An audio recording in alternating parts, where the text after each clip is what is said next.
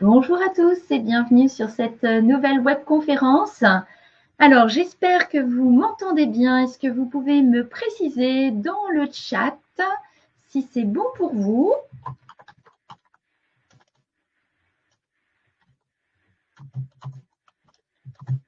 Parfait, j'ai les confirmations. Merci. Merci et bienvenue donc dans cette nouvelle webconférence. Alors, comme d'habitude, on va présenter la thématique et le sujet sur un format qui dure entre 20 et 30 minutes, à laquelle je répondrai à l'ensemble de vos questions. Alors, si vous voulez bien me poser les questions dans l'onglet questions, ce sera plus simple pour m'y retrouver à la fin, parce que vous êtes très nombreux en termes de participants. Et donc, toutes les informations que vous pouvez mentionner dans le chat, même si j'ai pourtant l'habitude de les voir, j'avoue que c'est un peu difficile. Donc, idéalement, posez vos questions dans le chat et on se donne donc rendez-vous à la fin de la webconférence pour pouvoir y répondre. Donc aujourd'hui, on a décidé de parler ensemble de l'intérêt d'investir en location meublée en 2025. Est-ce toujours aussi pertinent et intéressant d'investir en location meublée? C'est la question à laquelle on va tenter de répondre et en prenant en compte évidemment vos remarques. Alors, tous ici présents ne connaissaient pas forcément Amaris et notre groupe. Petit rappel qui nous sommes. Amaris, c'est un groupe d'expertise comptable qui comptabilise aujourd'hui 600 collaborateurs. Nous avons Amaris Contact, un cabinet d'expertise comptable plutôt de proximité, et Amaris Direct, qui est un cabinet d'expertise comptable en ligne. Eux deux accompagnent des dirigeants d'entreprise. Nous avons également une filiale qui s'appelle TPLP, qui gère la délégation des ressources humaines et les bulletins de salaire. Nous avons aussi une société d'édition de logiciels pour pouvoir produire nos propres outils à destination de nos clients. Et évidemment, Amarissimo, c'est la structure qui nous rassemble aujourd'hui pour pouvoir parler d'immobilier. Nous comptabilisons 40 000 clients au sein du groupe, avec 600 nouveaux créateurs d'entreprises, 21 bureaux, des bureaux présents en France et en Belgique. Mais concernant Amarissimo, c'est une donc, de nos structures qui est dédiée 100% aux investisseurs immobiliers, principalement des loueurs en meublé, des investisseurs en revenus fonciers et aussi des investisseurs en société. Comme nous avons des activités pluridisciplinaires au sein du groupe, nous avons la possibilité d'accompagner des créateurs de SCI, de SARL de famille, de SASU éventuellement ou SAS, qui vont investir dans l'immobilier. On compte aujourd'hui près de 30 000 clients pour 45 000 logements à peu près, donc des clients qui sont présents dans le monde entier dès lors qu'ils ont investi sur le territoire français. Et nous remercions les 1500 partenaires qui nous recommandent chaque jour en fait et qui contribuent au succès de nos activités, puisque plus nous avons de clients, plus nous avons de spécificités, de cas différents, et plus nous sommes en mesure de partager avec vous toute cette expertise. Alors, l'objectif aujourd'hui, donc, c'est de répondre à la question de la pertinence de l'investissement meublé en 2025. Pour cela, je vais vous faire un petit état du marché, des évolutions fiscales et réglementaires et surtout alors c'est plus le projet de loi de finances, c'est d'ailleurs la loi de finances 2025, l'impact éventuel sur la rentabilité et les stratégies éventuelles. On tentera d'y répondre à l'oral. Le marché de l'immobilier. Alors, le marché de l'immobilier, il est vraiment perturbé, vous le savez, depuis quelques temps, avec des ventes dans l'ancien qui sont aussi en chute libre, puisqu'en 2024, on prévoit 876 000 transactions. On n'a pas encore les chiffres très officiels, alors qu'en 2021-2022, on surfait avec 1 100 000 de transactions dans l'ancien. Alors, même si on se dit qu'on est en chute, parce qu'évidemment qu'il y a une baisse forcément, on reste sur des niveaux de transactions qui sont quand même très importants. Ce qui est un petit peu plus embêtant, c'est la production de logements neufs qui, quant à elle, est en déclin. Elle est en déclin et c'est surtout les projets à venir qui sont aussi impactés, puisqu'en plus, on va bientôt rentrer dans des phases de période électorale et qu'à la veille de chaque présidentielle, eh bien, on a des difficultés, en tout cas les promoteurs ont des difficultés à faire avancer les projets et pourtant on manque cruellement de logements. Alors depuis des années on nous annonce en termes de statistiques qu'il manquerait bon an mal an entre 400 à 500 000 nouveaux logements par an. Et donc, il y a des vrais sujets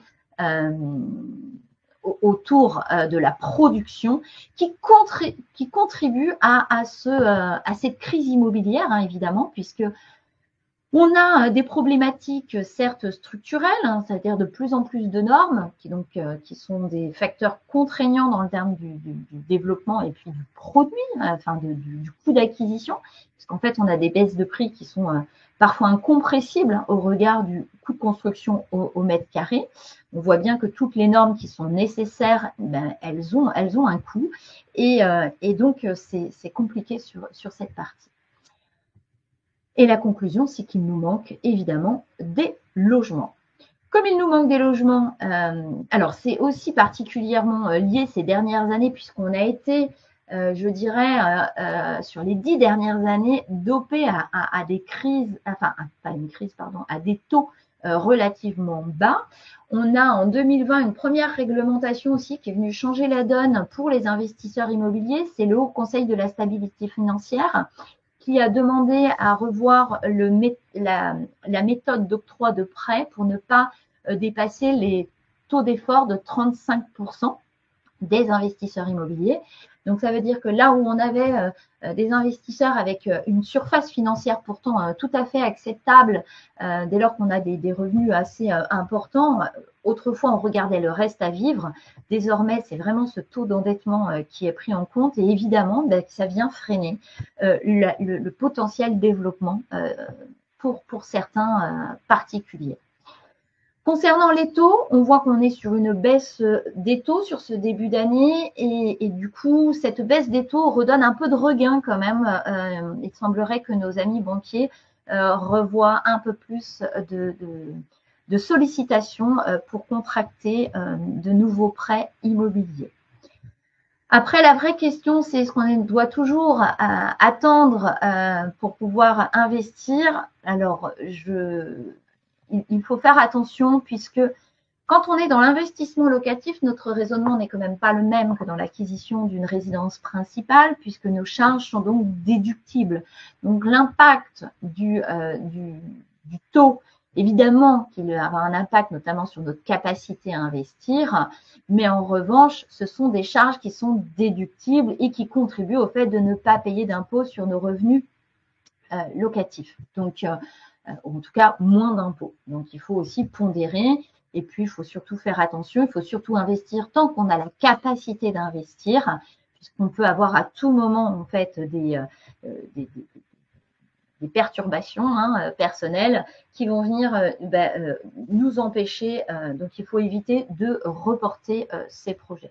D'autant plus que comme on est sur une crise immobilière évoqué comme sans précédent à différents niveaux. On est aussi sur une crise du marché locatif qui est compliquée puisqu'évidemment, bien moins il y a de transactions immobilières, moins on a de locataires qui sortent du parc pour aller vers l'acquisition et donc plus on a de difficultés à louer et à trouver des locations.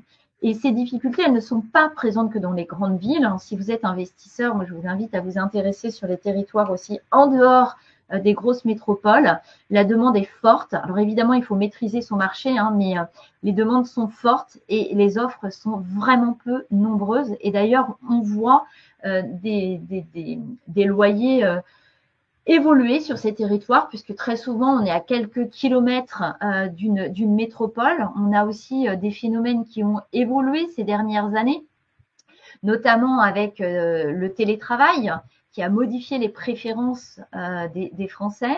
Et donc ces personnes sont davantage prêtes à s'éloigner des métropoles. Et dans les métropoles, on a aussi moins de réglementation. Et donc, bien, c'est le marché de l'offre et de la demande qui se met en place. Et donc, on constate une évolution des loyers sur ces territoires. Je rappelle que la demande locative, elle est donc forte. C'est aujourd'hui 5 candidats pour un logement en moyenne. C'est une source qui est citée par Meilleur Taux. On a toujours une démographie, une urbanisation où les grandes métropoles françaises continuent d'attirer de nouveaux résidents, notamment les étudiants, les jeunes actifs et les familles, et qui renforce évidemment la demande de logement. Je dirais que les jeunes actifs et les étudiants renforcent la demande de logement meublé plus précisément, puisque c'est fini aujourd'hui dans notre manière de consommer le logement. Et quand on est jeune actif ou étudiant, eh bien, on est en mobilité et donc nous n'avons pas envie de nous embêter avec le déménagement qui a aussi des coûts, entre les coûts de déménagement, entre l'achat du mobilier, et donc dans les tendances, c'est la location meublée qui répond à cette population. L'offre locative est aussi de plus en plus limitée. N'oublions pas que nous avons une réglementation concernant les passoires thermiques qui sortent un certain nombre de biens immobiliers du parc locatif, qui contribuent en cette période de crise évidemment au manque de logement. Et on a un focus sur la partie meublée où 50%, une augmentation de 50% des demandes pour les personnes en mobilité. Donc comme je l'évoquais tout à l'heure, ces tensions locatives contribuent à une augmentation des prix.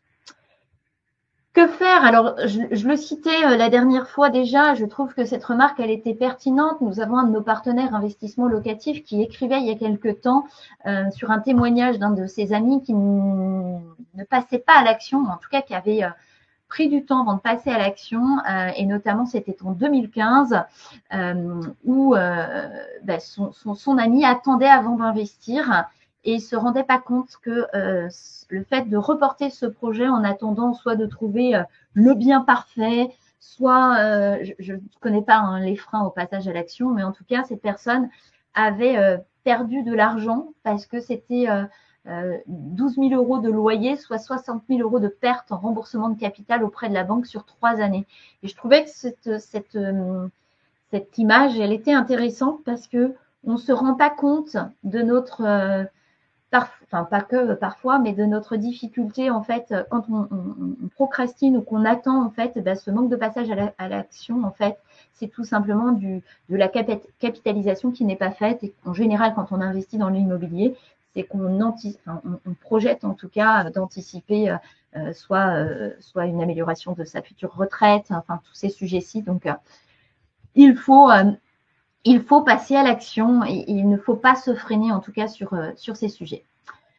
Alors, maintenant, c'est la thématique, qu'on doit investir dans l'immobilier. Je pense que si vous êtes ici, vous êtes tous convaincus. Mais pourquoi plus en meublé qu'en location vide, par exemple?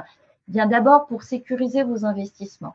En fait, en investissant en location meublée, vous vous offrez plus de sécurité, notamment par un engagement en tant que propriétaire bailleur moins lourd. Quand on fait de la location vide, on s'engage à minima pour 3 ans. Si vous investissez même via une société civile immobilière et que cette société n'est pas une SCI familiale, votre engagement est même de 6 ans. Ça veut donc dire que si vous avez une difficulté locative, eh bien, vous aurez beaucoup plus de difficultés à rompre le bail et puis le cycle de résiliation reviendra chez vous soit tous les 3 ans ou tous les 6 ans, ce qui est très compliqué. Alors qu'en location meublée, cette option, elle s'offre à vous tous les ans.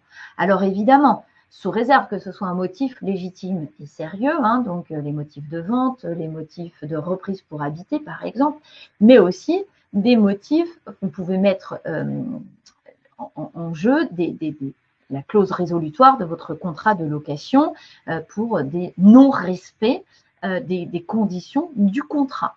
Donc, une irrégularité dans le paiement des loyers, il y a plein de situations qui vont vous permettre, en tout cas, d'actionner cette clause.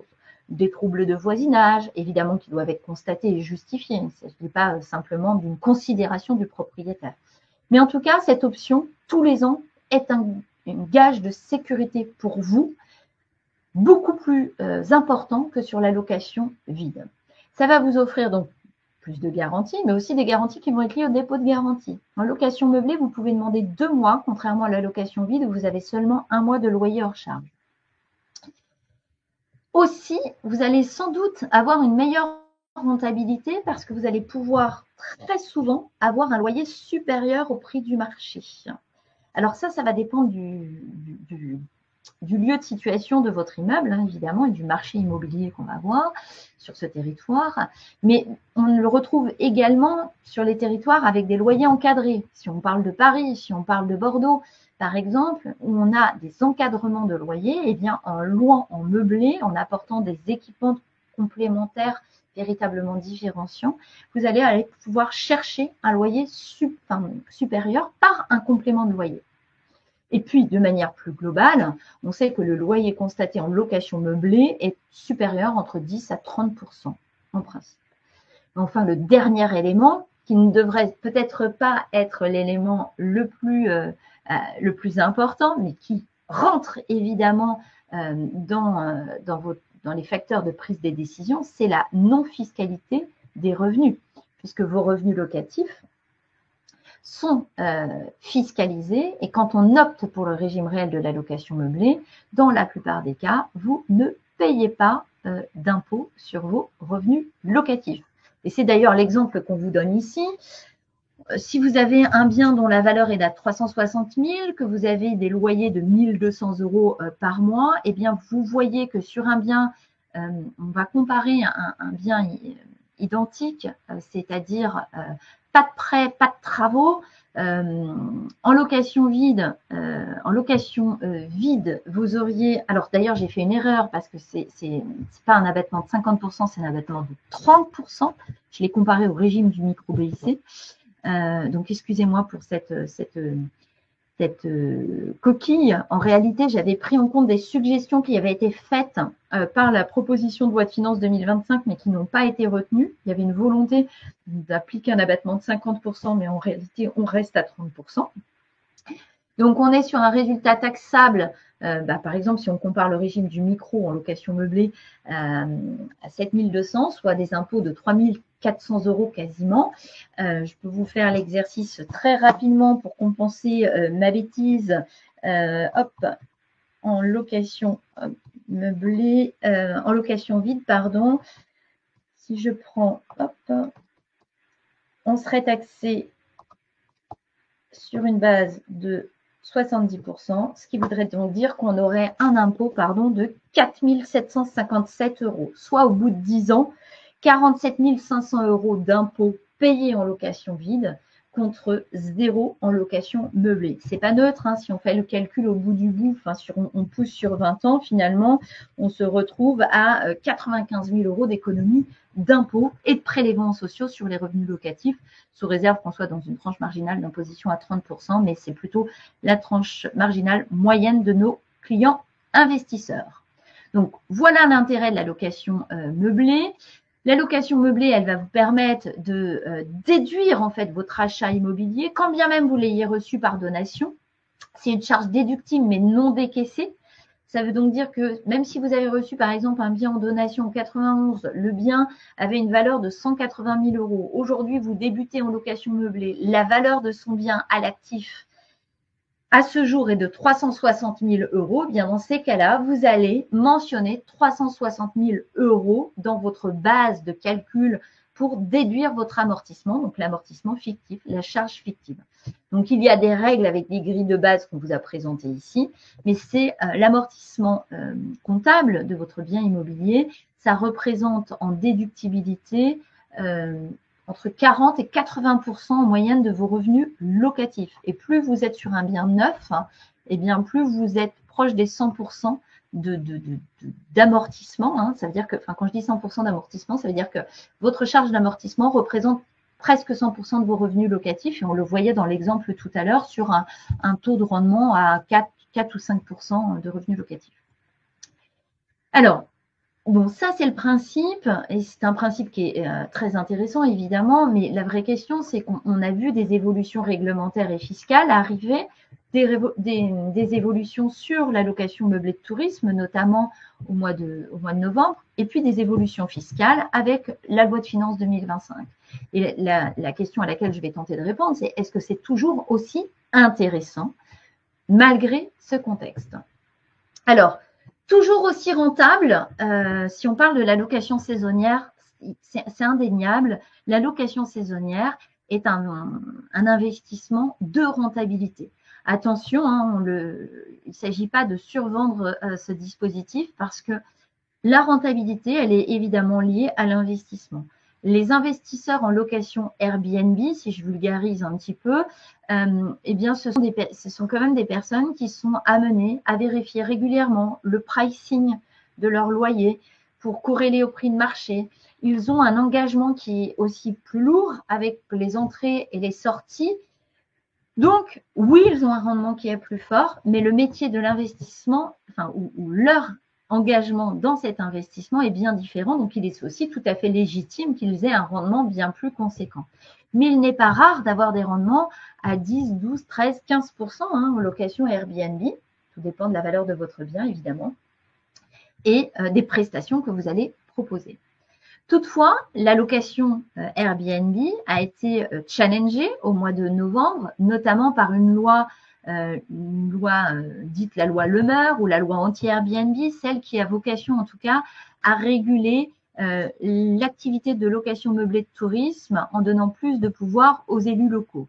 Il y a 6 points qui sont venus modifier la location meublée, notamment les seuils et les abattements concernant le microbic, les diagnostics performance énergétique désormais imposés, un futur espace de déclaration unique pour déclarer son activité de location, la résidence principale qui parfois va limiter le nombre de nuitées, des règles d'urbanisme qui changent et aussi des règlements de copropriété qui sont modifiés.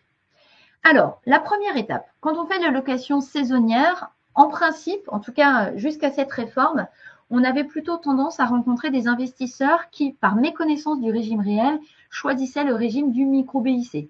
C'est vrai que le régime du micro-BIC, il est simple. Et par sa simplicité, il attirait finalement les loueurs saisonniers.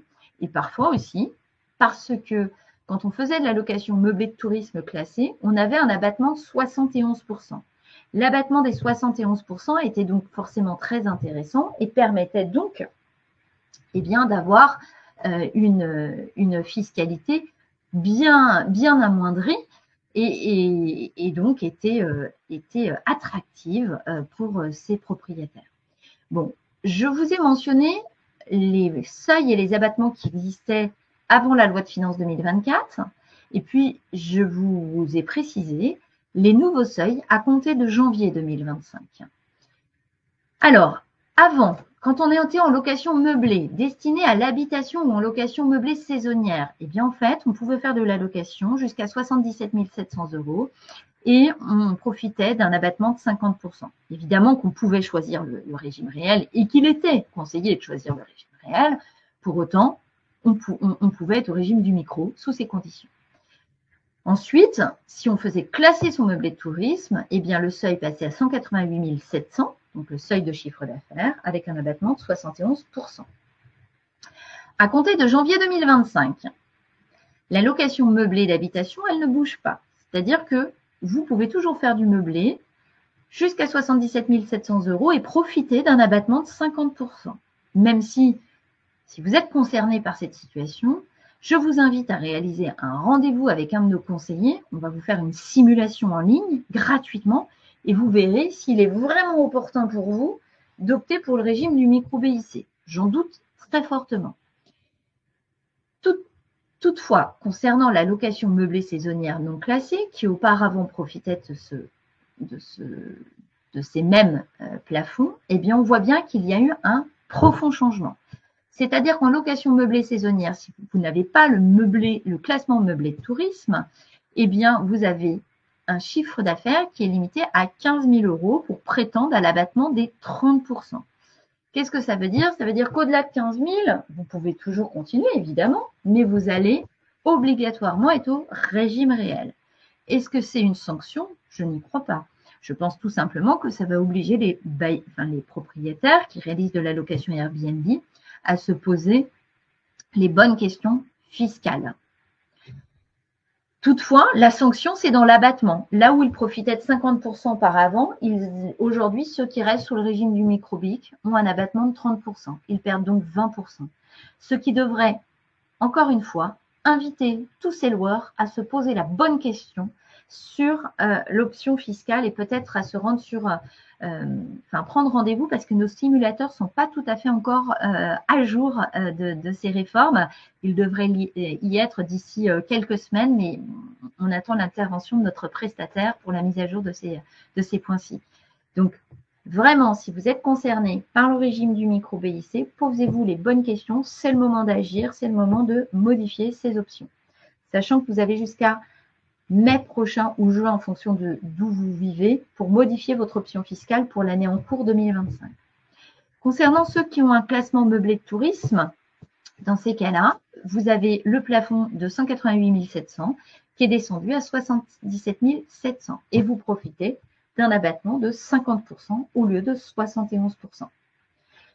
Donc ça, ces réformes, elles sont rentrées en vigueur dès la modification de l'article 50-0 du Code général des impôts en novembre 2024. Donc, c'est bien d'application. Ce n'est pas la loi de finances qui est venue modifier ces seuils. Concernant cette loi anti-Airbnb, elle a aussi imposé en fait que les logements doivent désormais impérativement fournir un diagnostic performance énergétique. Et d'ailleurs, dans les futures démarches d'immatriculation, vous devrez fournir ce document. Vous devrez bien l'annexer. Attention, les loueurs qui continuent de louer sans respecter cette condition s'expose à des sanctions jusqu'à 100 € par jour pour absence de diagnostic énergétique et jusqu'à 5 000 € d'amende par logement non conforme. De quoi en dissuader plus d'un.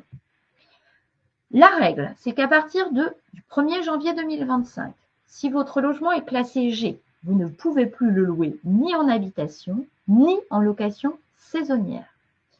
Si votre logement est classé F, et que vous êtes sur un territoire où vous avez une autorisation au changement d'usage, c'est-à-dire que pour faire de la location meublée, vous devez demander une autorisation au changement d'usage à la mairie, au service de l'urbanisme. Dans ces cas-là, vous ne pouvez même plus louer les logements qui sont classés G. Vous devez impérativement avoir un logement dont la note est F à minima au 1er janvier 2025. Pour les autres territoires, donc les territoires où on n'a pas ces autorisations de changement d'usage, vous pourrez les louer jusqu'en 2028. Mais en 2028, c'est pareil, vous ne pourrez plus louer les logements classés F.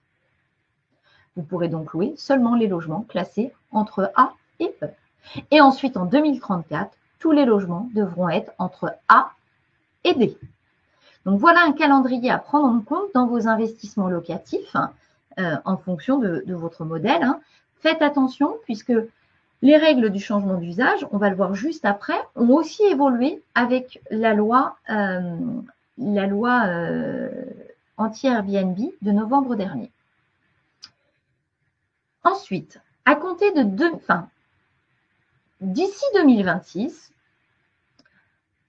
d'ici mai 2026 précisément, nous devrons avoir un espace unique pour pouvoir déclarer son activité de location de meublé de tourisme.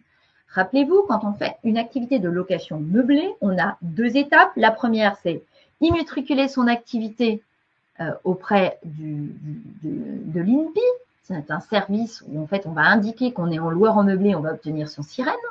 Mais quand on fait une activité de location saisonnière, on doit aussi déclarer son activité auprès de la mairie, si la mairie n'est pas dotée d'un service de télédéclaration, ou auprès du service de télédéclaration, si la mairie est équipée. Donc, on a une obligation. Eh bien, là, pour éviter d'avoir des fonctionnements différents en fonction des municipalités, on aura un seul et même endroit pour déclarer toutes ces activités de location saisonnière. On voit bien que l'activité de location Airbnb, enfin, la location meublée de tourisme, que j'appelle vulgairement la location Airbnb, a vocation à être de plus en plus encadrée, régulée et qu'on ait une obligation de transparence, en tout cas, sur la manière dont on va réaliser l'ensemble de ces démarches.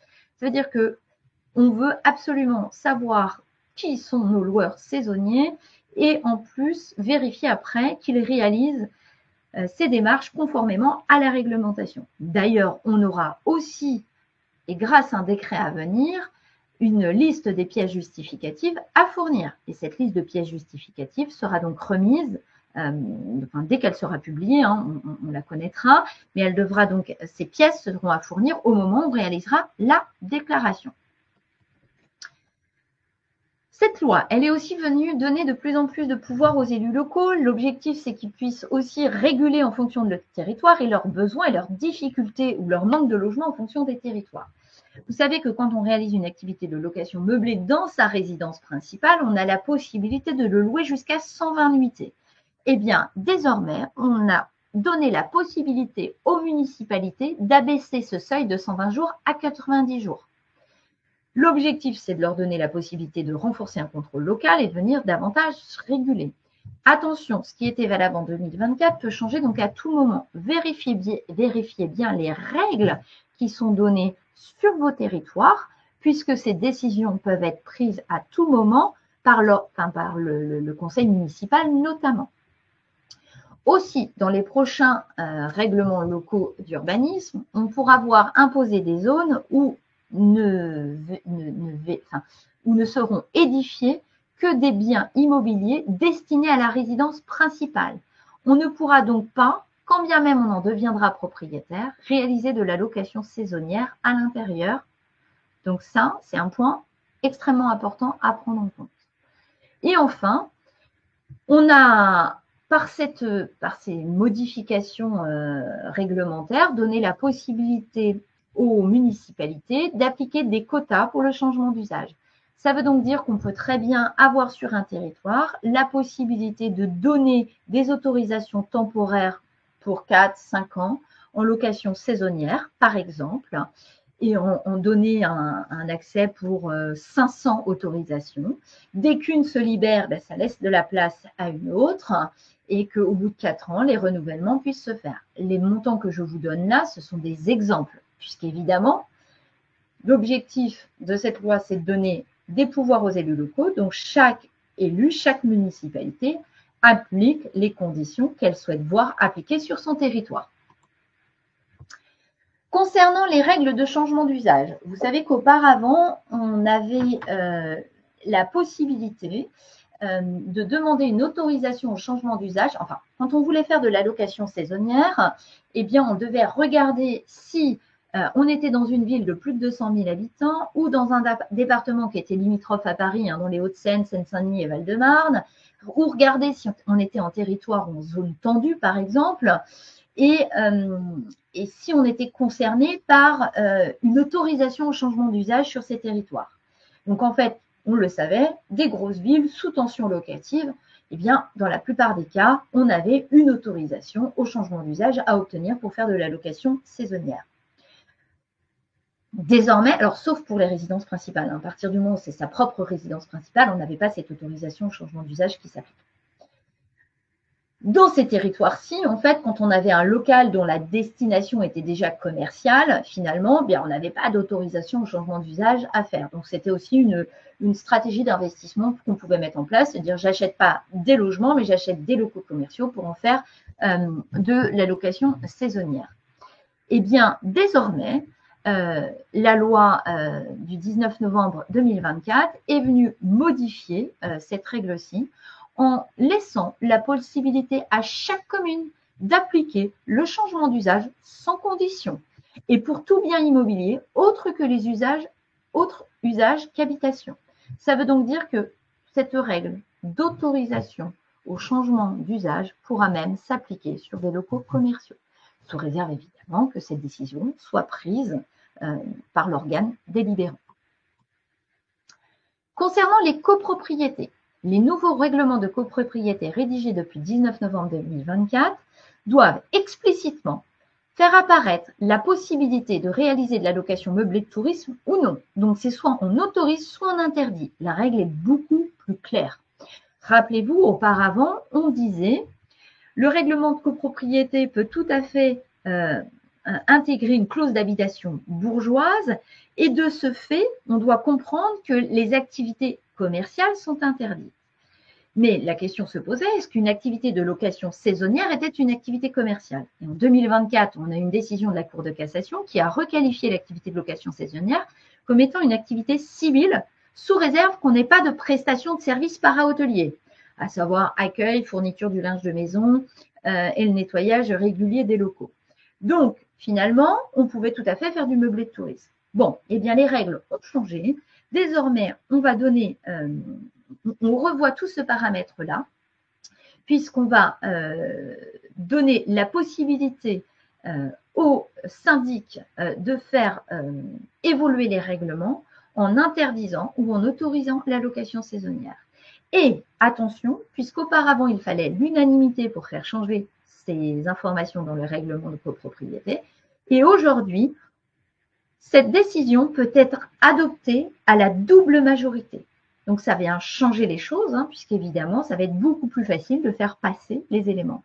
De la même manière qu'en copropriété, dès lors qu'on aura une location saisonnière qui sera déclarée dans un logement, eh bien vous devrez obligatoirement en informer le syndic de copropriété qui le précisera à la prochaine assemblée générale. Donc, on voit bien qu'on a une obligation de communication avec la copropriété dans un objectif de donner la possibilité aux copropriétaires de cesser, stopper la location saisonnière, enfin les nouvelles locations saisonnières. Concernant la location saisonnière, il y a un sujet qui était évoqué d'ailleurs sur la slide précédente, à se dire est-ce qu'on a des prestations para-hôtelières ou des prestations juste de meublé de tourisme. Alors, sachez que le BOFIP a été modifié en août dernier en venant modifier tout simplement les notions de TVA et de qualification d'activité. C'est-à-dire que si vous réalisez une activité de location saisonnière et qu'en sus de la location, vous prévoyez de fournir 3 des 4 services parmi les 4 suivants, petit déjeuner ou fourniture de linge de maison ou nettoyage régulier des locaux, et la prestation d'accueil, eh bien, vous vous retrouvez dans une activité assujettie à TVA et une activité de para-hôtellerie et non de simple location meublée. Alors, sous réserve aussi que votre séjour n'excède pas les 30 jours. Ça veut donc dire qu'en proposant, en fournissant ces services à l'entrée et en les proposant pendant le séjour, eh bien, vous vous exposez finalement à une requalification d'activité et surtout des sujets d'assujettissement à TVA. Alors, je m'explique dans la notion de proposition et de fourniture. Ça veut donc dire que les services doivent être fournis à l'entrée. Donc, l'accueil, ça peut être un accueil même électronique ou avec une simple boîte à clés, c'est reconnu comme un accueil. Même un accueil à distance. Donc, la qualification de l'accueil, on la retrouve quasiment systématiquement. Concernant le linge de maison, il doit être fourni à l'entrée, pas simplement proposé, fourni à l'entrée et proposé pendant le séjour au moins une fois par semaine. Et concernant le nettoyage des locaux, il doit aussi être fourni au début de séjour, mais je ne vois pas bien comment vous allez proposer un logement sale, et le service doit être proposé de manière hebdomadaire. Les prestations peuvent être facturées en option ou incluses dans le prix. Attention pour les séjours inférieurs à une semaine, à partir du moment où ils sont fournis à l'entrée, les prestations sont réputées réalisées. Donc, on a des sujets d'assujettissement à TVA, de requalification d'activité dès lors qu'on propose 3 des 4 services. Si vous ne souhaitez pas rentrer dans ces conditions-ci, eh bien, vous avez des possibilités toutes simples, soit de ne pas proposer le linge de maison, ou alors concernant le nettoyage, de ne pas proposer le nettoyage. Et du coup, peut-être d'aller plutôt sur des sanctions, c'est-à-dire vous ne proposez pas le nettoyage, vous imposez au locataire de faire le nettoyage et du coup, vous n'avez pas cette proposition de service. Aussi, si vous décidez de rester dans ces modèles, sachez que vous avez la possibilité de ne pas être concerné par la TVA, sous réserve, alors au 1er janvier, que votre chiffre d'affaires cette année est inférieur à 85 000 €, mais la loi de finances 2025 est venue abaisser ce seuil à 25 000. Ça voudrait donc dire que à partir du 1er mars, si votre chiffre est supérieur à 25 000, vous devriez impérativement basculer à la TVA. Alors, je suis un peu embêtée en termes de conseils, puisqu'il y a eu un communiqué de presse qui est tombé dans la foulée de l'adoption de cette loi de finances en disant « On a pris conscience que cette mesure d'abaissement des seuils n'est pas adaptée. Finalement, on l'a votée par inadvertance. On n'a pas pris en compte tous les dommages collatéraux et donc on ne souhaite pas l'appliquer. » Voilà ce que nous dit le gouvernement. Maintenant, c'est dans la loi, c'est adopté dans la loi et on a simplement un communiqué de presse. Peut-être qu'on en saura davantage dans les semaines à venir et qu'on aura des commentaires qui viendront dans le BOFIP nous permettant de vous donner des règles à suivre beaucoup plus simples que celles que j'évoque à l'instant. Enfin, maintenant parlons de la loi de finances. La loi de finances qui vient modifier quelques règles concernant l'investissement locatif et notamment le traitement de la plus-value. Et je pense que c'est là où vous m'attendez précisément, c'est de se dire, ben oui, on a entendu parler des nouvelles modalités de traitement de la plus-value. Et qu'est-ce que ça impacte pour nous? Eh bien, si vous avez investi dans un bien qui n'est pas une résidence de service étudiante ou un senior ou un EHPAD, au moment de la vente, si vous vendez en LMNP, les amortissements que vous avez pratiqués vont être réintégrés dans le calcul de la plus-value. C'est ce que prévoyait l'article 24 de la loi de finances et ça a donc été adopté. Donc je répète, les résidences des services étudiantes, seniors et EHPAD ne sont pas concernées par cette réintégration des amortissements. Que dit ce texte? Il parle bien de vente. Ça veut donc dire que si vous arrêtez votre activité, il n'y a pas de réintégration. Si vous transmettez votre bien à titre gratuit, il n'y a pas de réintégration également. C'est uniquement en cas de vente. Et en cas de vente, on va prendre en compte uniquement les amortissements qui ont été admis en déduction, donc dans la limite de l'article 39C. Je vois déjà certaines personnes me dire « Ben oui, mais si moi je suis au micro-BIC, je ne suis pas concernée parce qu'en fait, je n'ai pas fait de bilan et je n'ai pas déduit les amortissements. » Eh bien, détrompez-vous. L'article 50-0 du Code général des impôts précise bien que les abattements, dans le cas du régime du micro-BIC, mentionnés au 6e alinéa, sont réputés tenir compte des amortissements pratiqués selon le mode linéaire. Donc, charge à vous de recalculer un amortissement sur cette période-là. Pour les autres qui sont au régime réel, on ne viendra prendre en compte que les amortissements pratiqués. Donc, un autre argument en faveur du régime réel. Parce que vous le savez, les amortissements ne peuvent être pris en compte que ne peuvent pas concourir à la production d'un déficit. Donc, on ne prend pas tous les amortissements. Et là, je vous donne un exemple pour comprendre. Vous voyez sur un bien dans lequel on serait parti sur une base d'amortissement à 360 000 €. On vend au bout de 20 ans, eh bien, on n'a pas amorti le bien dans sa globalité au bout de 20 ans. On a amorti seulement 147 200 €. Et tout dépend effectivement des frais qu'on a supportés. Là, j'étais partie sur un exemple relativement simple, avec peu d'intérêt, enfin pas d'intérêt, etc. Mais si je prends cet exemple, je vends en location vide ou je vends en location meublée, eh bien, au bout de 20 ans, je vais avoir une plus-value de 16 000 € en location vide. Dans cet exemple-ci, c'est 16 592 €. J'ai acheté mon bien 240 000, je le revends 360 000. Eh bien, en location vide, je paye, allez, 16 500 € de plus-value. En location meublée, mince, je vais payer beaucoup plus parce qu'on réintègre les amortissements. Et oui, je vais payer 43 500 €, bon an, mal an, d'impôts et de prélèvements sociaux. Donc oui, c'est beaucoup plus important.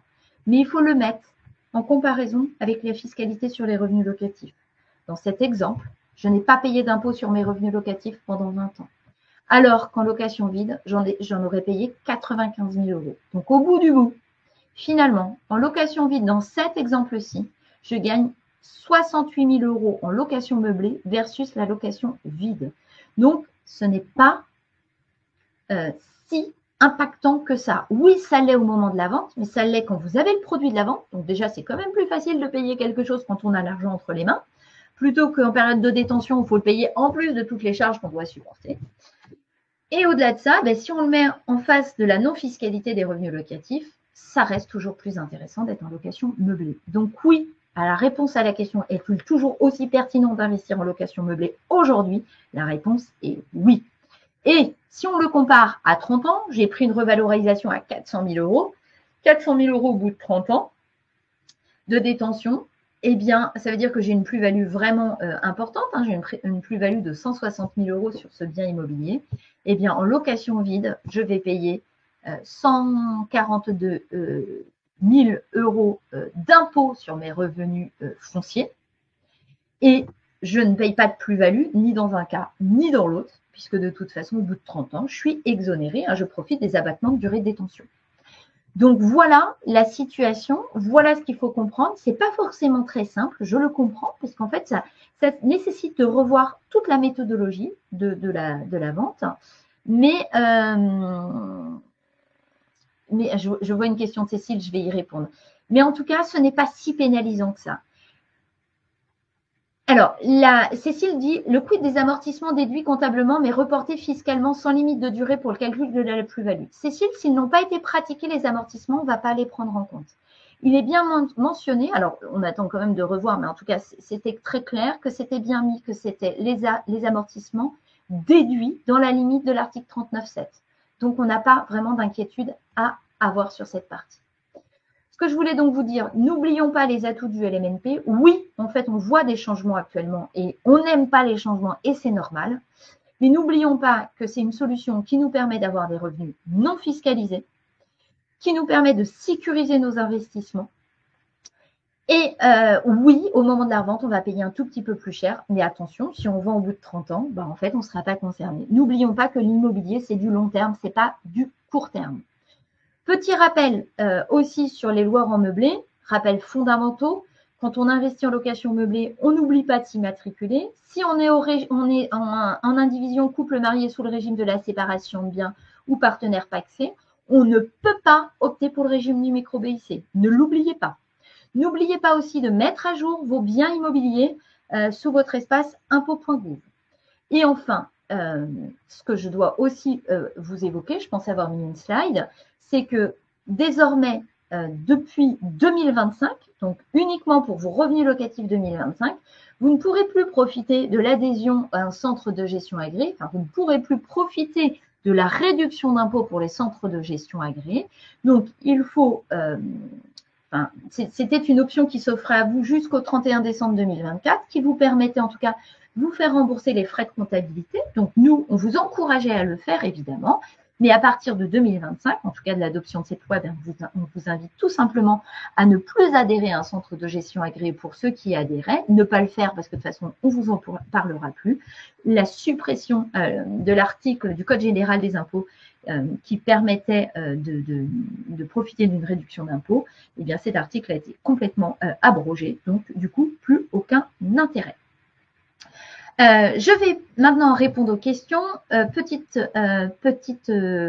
information, si vous voulez suivre l'actualité, n'hésitez pas à nous suivre sur LinkedIn. J'essaie de publier un maximum de choses. Je vais bientôt d'ailleurs vous mettre à disposition un simulateur parce que j'étais en train de travailler avant cette webconférence sur ce simulateur pour que vous puissiez vous-même finalement jouer avec cet outil et voir dans votre situation quel est le gain en restant en régime du LMNP. Je vois Gabriel qui posait la question en LMP, est-ce que la résidence principale est soumise à la taxation sur les plus-values?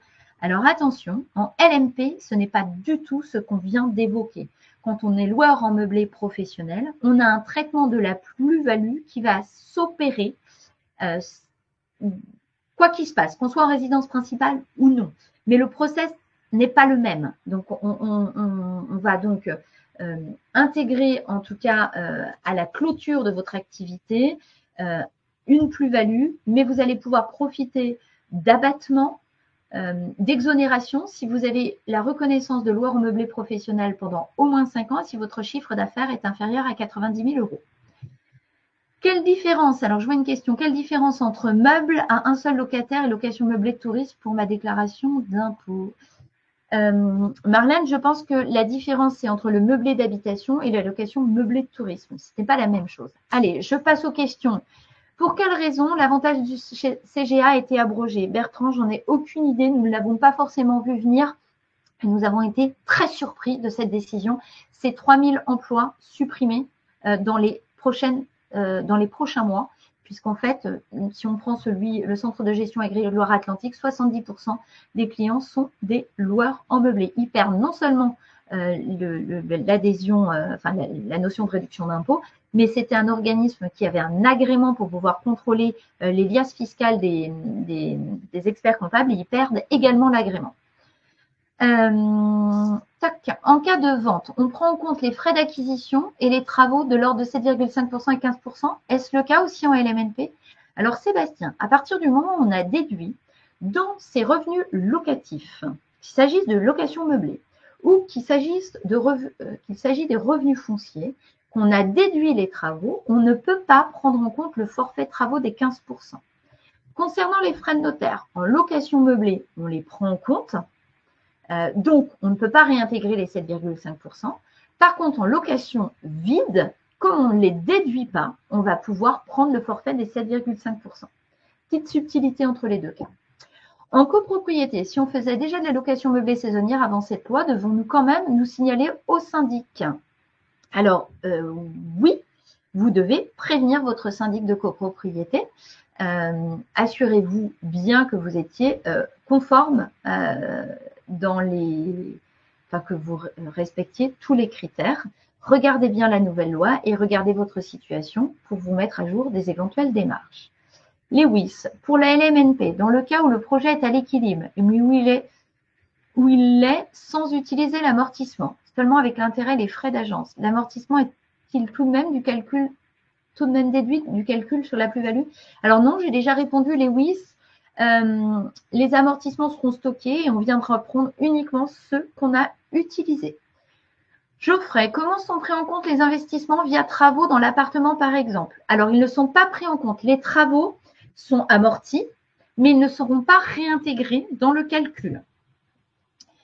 Pour le calcul de l'impôt sur la plus-value à la vente, le prix d'achat à considérer est-il celui avec ou sans les frais de notaire? Eh bien, tout dépend de la situation. Geoffrey, en fait, si les amortissements ont été déduits, de toute façon, en fait, non, je vous dis une bêtise, parce qu'à partir du moment où ils ont été déduits ou pris dans la valeur du bien, dans les deux cas, on a considéré, on les a passés soit dans des amortissements, soit dans une charge. Donc, il faut prendre le bien, la valeur du bien, sans les frais de notaire. Les amortissements qui ont lieu avant 2025 doivent être pris en compte lors de la vente du bien? Oui, ils seront pris en compte. Qu'en est-il de la plus-value quand on commence la location au réel en 2024, mais que la résidence a été notre résidence principale de 2023 à 2022? On prendra en compte, Alexandra, que les amortissements à partir de 2024, qui seront éventuellement déduits. Et attention, c'est uniquement si vous vendez avec un statut de location meublée. Si vous revendez demain ou vous reprenez votre bien pour l'habiter, il n'y aura pas de sujet concernant la plus-value. Marie, pour la réintégration des amortissements dans la plus-value, est-ce que si on change le régime de LMNP en foncier, est-ce que ça peut changer quelque chose? Vous avez raison, Marie, on pourrait tout à fait imaginer basculer et changer d'option, mais attention, quel serait votre intérêt économique à passer en location vide? Vous devriez le justifier. Si vous le faites uniquement pour échapper à l'imposition, attention à l'abus de droit. En cas d'arrêt de LMNP au réel, combien de temps doit-on attendre avant de vendre pour éviter la réintégration des amortissements? Il n'y a pas de règle, Franck, en termes de délai, mais il faudra que vous expliquiez à l'administration fiscale pourquoi vous avez accepté une vacance locative entre les deux, au risque de revoir une requalification du calcul. Y a-t-il toujours autant d'intérêt à effectuer un avis de valeur de son appartement à LMNP pour le calcul de l'amortissement? Oui, dans la plupart des cas. Vous savez comment on prend la valeur. Si on prend l'exemple que j'avais tout à l'heure, il n'y a pas de sujet, c'est plus intéressant. Si on habite le bien qui a été loué en meublé pendant au moins un an, cela devient notre résidence principale? Oui, Véronique. Pas de réintégration des amortissements dans une résidence de service? Oui, Christine, vous avez raison, sauf pour les résidences de tourisme. Pour le moment, les résidences de tourisme n'ont pas été réintégrées, sont concernées par la réforme. On va réintégrer les amortissements. En tout cas, les textes ne les prévoient pas, ne les a pas exonérés. Il y a un combat pourtant qui va être mené pour qu'elles aient le même traitement de service, mais le même traitement de faveur, pardon. Mais je n'ai pas la certitude d'obtenir une réponse positive. Même question concernant les CGA et si les LMNP sont au réel et rattachés aux sirènes d'une autre activité commerciale. Alors mince, je n'ai pas compris votre question, Alexandra, désolée. Il faut arrêter la location meublée combien de temps avant? Je vous l'ai expliqué en fait, il n'y a pas de notion de temps, c'est l'intérêt, pourquoi vous le faites. Que se passe-t-il? Alors, j'ai compris que la réintégration des plus-values en LMNP, mais qu'est-ce qui en est en LMP? Il n'y a pas de sujet pour le LMP. Pour la déclaration des dépenses lors d'une location meublée non saisonnière, peut-on déduire les frais de la CFE? Bien sûr. L'adhésion d'Amaris? Bien sûr. Et le CGA pour 2024? Oui, bien sûr. Et en 2024, pour votre déclaration 2025, vous allez continuer de profiter de la réduction d'impôts cette année. En 2025, vous faites votre déclaration sur vos revenus 2024 et vous avez encore le bénéfice de la réduction d'impôts. Lisa, si 3 des 4 services, quelles sont vos sources pour indiquer que la condition est réalisée pour une location de moins d'une semaine?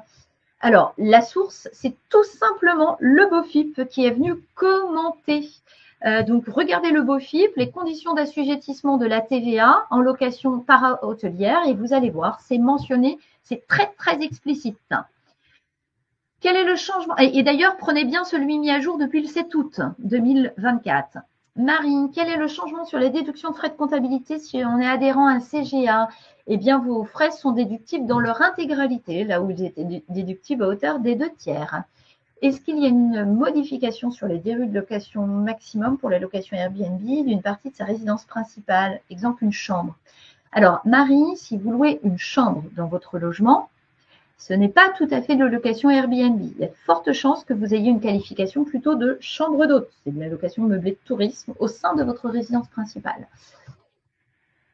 Sauf si vous le louez, et si c'est une chambre destinée à l'habitation, on a des conditions d'exonération sur les loyers également. Laurence, bail mobilité, est-il inchangé depuis la réforme? Le bail mobilité n'est pas de la location meublée de tourisme, donc il n'y a pas de changement. Pour la réintégration des amortissements dans la plus-value, est-ce qu'on parle bien des amortissements réalisés? Donc oui, j'ai déjà confirmé. Est-ce que la déclaration unique et les 2 PE doivent être faits si on loue une chambre chez l'habitant dans sa résidence principale? Alors, concernant votre résidence principale, Rodolphe, non, vous n'êtes pas concerné. J'aurais dû le préciser. Patricia, bonjour. Je loue 2 chambres meublées dans ma résidence principale et des étudiants via un bail mobilité. Bien sûr qu'il s'agisse d'un bail court et que c'est leur résidence principale. Vous n'êtes pas concerné dans ce cadre-là, puisqu'il y a de fortes chances qu'en plus vos loyers sont exonérés, Patricia. Et attention, il faut bien que ce soit dans votre résidence principale, mais ça veut dire que vous avez vraiment une chambre de votre résidence principale. Si c'est un logement dont l'accès n'est pas l'accès de votre résidence principale, ce n'est plus un logement dans votre résidence principale. Enfin, les notions sont très subtiles. N'hésitez pas à solliciter un de nos conseils pour valider ce point. Bonjour, concernant la lutte contre les passoires énergétiques, si le meublé de tourisme est enregistré depuis 2019 et de classe D, est-il concerné? Ah bah, on est très bien sur les classes D, donc c'est autorisé, pas de problème. Si mon logement est classé G, mais déjà loué, je peux attendre le départ du locataire pour faire des travaux? Oui, alors vous pouvez même faire des travaux avec le locataire en place. Effectivement, ce n'est pas aujourd'hui une cause de résiliation du bail. Quel impact et quelle démarche en cas de changement de statut pour passer du LMNP réel au statut du microbic? C'est un changement d'option que vous devez faire. Mais Hélène, si vous le faites dans un objectif d'échapper à la plus-value, c'est une mauvaise stratégie puisqu'en fait, l'article 50-0, il est clair. Donc, vous devrez réintégrer et les amortissements qui étaient pratiqués d'une partie et des amortissements linéaires. Et je vous souhaiterais bon courage pour calculer le calcul des amortissements pendant la période du microbic. Comment va se passer le paiement de l'impôt sur la plus-value suite à réintégration? Donc, vous allez voir avec le notaire. Enfin, c'est le notaire qui va faire la déclaration. Il va vous demander de toute façon, c'est lui qui vous demandera une attestation. Est-ce que les nouvelles lois s'appliquent aux nouveaux propriétaires? Bien sûr. Bonjour, en colocation meublée, est-ce que le propriétaire doit fournir les casseroles, poêles? Oui, évidemment, on doit fournir l'ensemble des éléments. On a une liste qui est mise à votre disposition, Adrien, sur notre site. N'oubliez pas d'aller la regarder, il y a 11 éléments à fournir. J'ai un bien que je loue en nu. Est-ce que l'abattement de 50% est effectif en microfoncier? Malheureusement, non, Brigitte, ça n'a pas été retenu. En LMNP, on a intérêt à amortir sur le plus long terme afin d'éviter un volume d'amortissement à réintégrer. Oui, Philippe, mais c'est ce qu'on fait de toute façon chez Amaris. Notre gros œuvre, il est amorti sur 50 ans. Donc voilà, votre remarque, elle est pertinente. Patricia, faut-il maintenir notre adhésion? Non, Patricia, il ne faut plus adhérer au CGA pour 2025. J'ai signé une promesse de vente en janvier 2025 pour la vente de mon appartement LMNP et donc avant la promulgation du PLF 2025. Alors, la loi de finances, elle est adoptée. Le fait générateur, c'est la transaction et non la promesse de vente. Donc, Sylvain, vous serez concerné. Christine, est-on obligé de faire un diagnostic DPE cette année pour louer son appartement? Toujours, c'est obligatoire. Véronique, est-il possible d'avoir un exemple simple d'un cas d'amortissement réintégré? Je vous l'ai fait dans la présentation et bientôt on aura un simulateur. Il semblerait qu'une modification du calcul de la plus-value qui ne tiendrait plus compte de la durée d'abattement soit dans les tuyaux. Ah, alors Isabelle, on a entendu sur ce projet de loi de finances une réforme qui tiendrait en compte un projet de réforme sur le calcul de la plus-value. Évidemment, je n'ai aucune certitude et je pourrais presque même vous parier l'inverse que dans 30 ans, ce qu'on est en train de se dire aujourd'hui, ce sera plus d'actualité. Donc oui, il y a un projet de réforme avec un taux moins important, mais il voudrait supprimer les durées d'abattement. Eh bien, écoutez, j'ai fait le tour, en tout cas, de toutes les questions, j'espère. On va les prendre. Alors, pour celles qu'on n'aurait pas prises, je vais les prendre et puis on répondra sur des cours vidéo. Julie, qui nous a assisté, est notre responsable communication marketing. Je suis certaine qu'elle a pris en charge et on va extraire tous ces éléments et on va travailler ensemble pour répondre à l'ensemble de vos interrogations. Voilà, bien écoutez, notre webconférence est terminée. Merci pour votre participation. Merci de venir toujours aussi nombreux. Vous nous encouragez tout simplement à poursuivre. Je vous souhaite une très belle journée. Je vous donne rendez-vous à très bientôt. Au revoir.